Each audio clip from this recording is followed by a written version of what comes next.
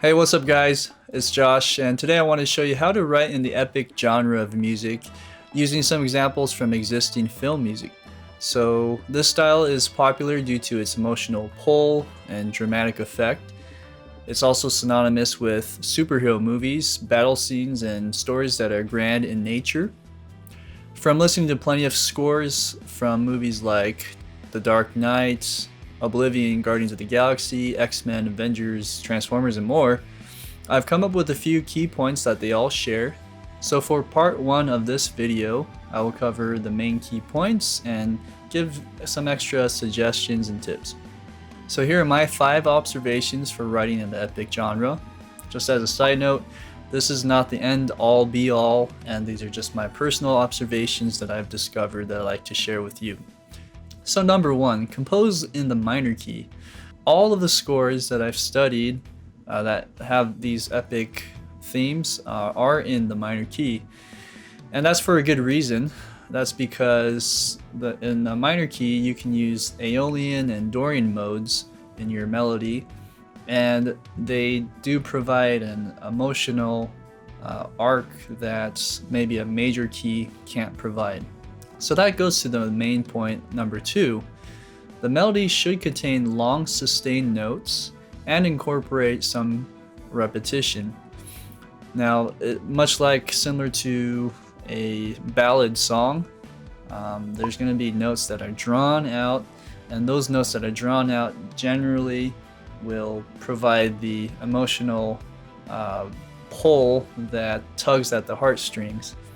And an example of that would be the cue from the Call of Duty 2 or World War II by Wilbur Roged. He does a great job with the horn introducing the melody.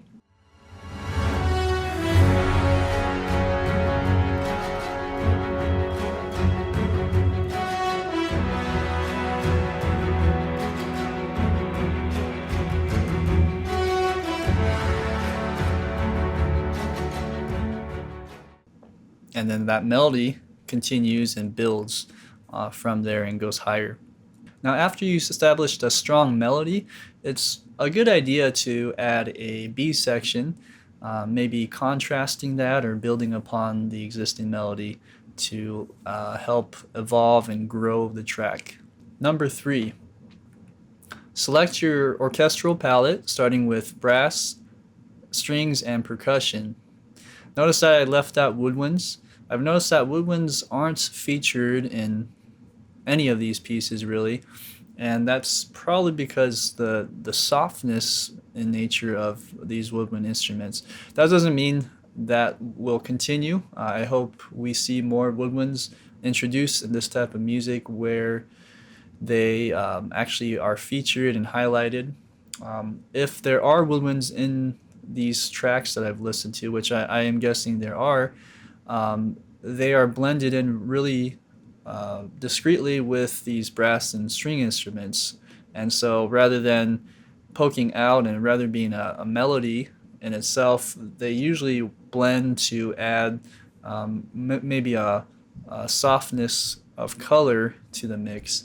Now also to add, we should incorporate some synths and original sound designs. Having original sound designs will make your track stand out from others. It will be more memorable as well as creating a different type of sound. A good example of that would be the track Waking Up from the movie Oblivion by Joseph Trapanese and Anthony Gonzalez.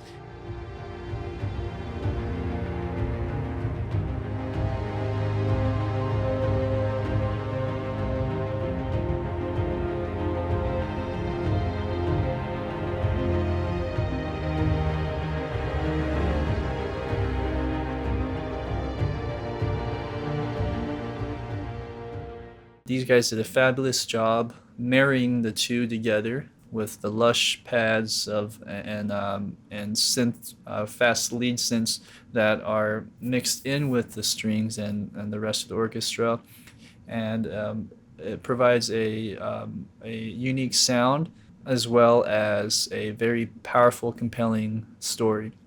All right, now speaking of strings, this leads to my next point, number 4. This deserves its own spotlight. When you write for strings, incorporate fast, repetitive string ostinatos, usually with spiccato bowing. And the reason to that is because it is a very good contrast to the melody, which has long sustained notes. The strings will provide motion to your mix and some emotional support.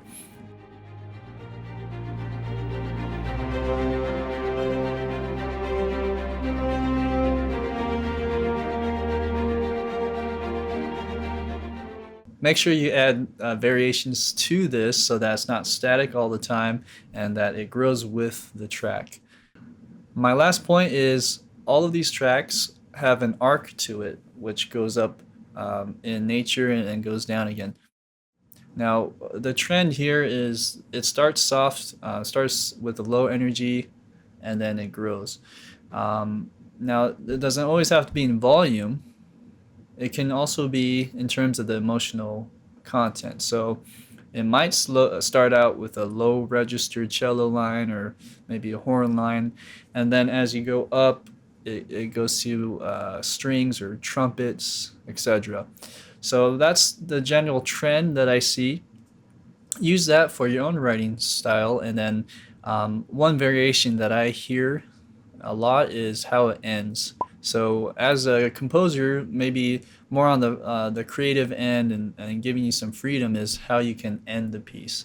And some pieces like the Oblivion track will end very abruptly and trails off with the reverbs, while others might end with a coda that is completely different, like in the Call of Duty main theme. Whatever it is, this is your chance to be creative.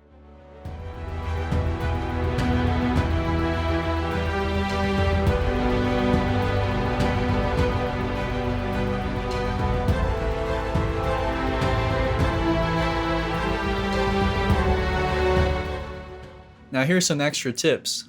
Add contrast to your piece with dynamics, with the registers, and with ear candy.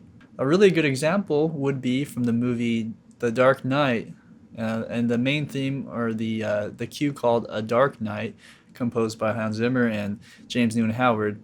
This piece is the epitome of dynamics to the extreme.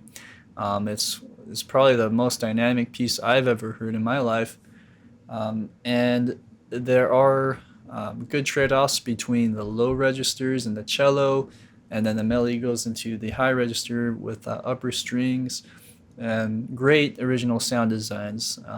But all of that will provide an interesting track and keep it fresh for the audience as they listen through it. Okay, another suggestion you can do is add modulation to the mix. So if you are writing in one key, change it up and switch it to a different key. Now there are two approaches that I've seen. One is you can build it inside the melody itself, like in Guardians of the Galaxy by Tyler Bates.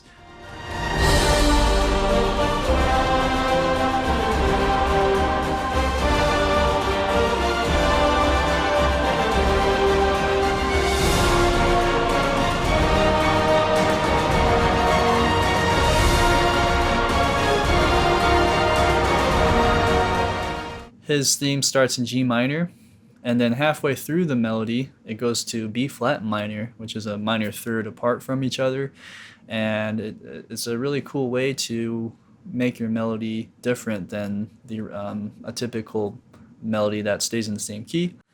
And then another approach is to state your entire melody in one key and then restate it later on in the track in a different key.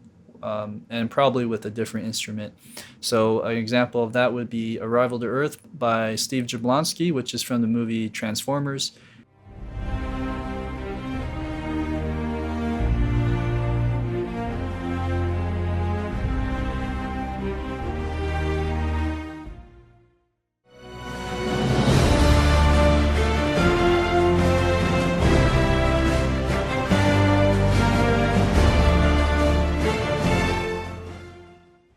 in which it starts with the cellos in C minor, goes into the upper strings later on with the key of D minor.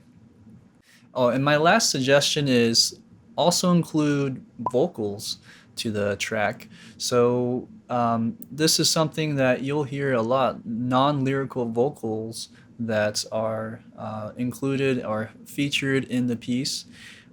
This is a great way to stand out again, make it refreshing, make it different, um, and using the human voice um, really opens up the track to something else. So those are my tips for today. Well, this concludes part one of the series of how to write in the epic genre. Stay tuned for part two, where I will go over this in more detail through application and demonstrating these ideas into practice.